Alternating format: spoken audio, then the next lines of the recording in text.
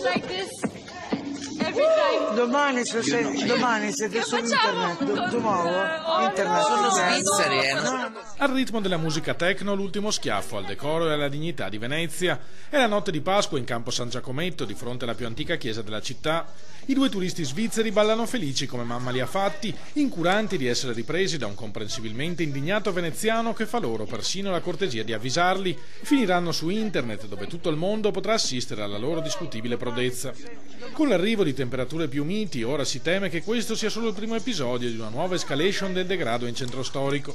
Vogliamo avvertire ancora una volta chi pensa di poter venire a Venezia e comportarsi in maniera incivile, garantisce l'assessore alla polizia locale Giorgio Deste, le punizioni saranno pesanti.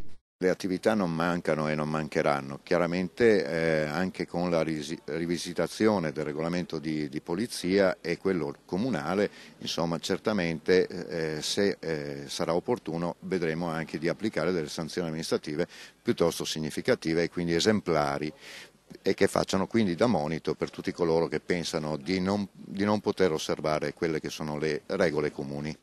Il weekend lungo di Pasqua ha intanto messo ancora una volta a dura prova i nervi dei residenti, non solo per la maleducazione di alcuni tra i turisti, ma soprattutto per il loro numero.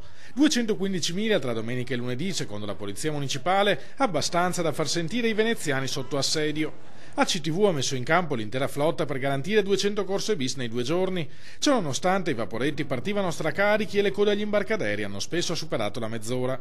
E in molti sono tornati a invocare il numero chiuso, almeno per alcuni giorni dell'anno.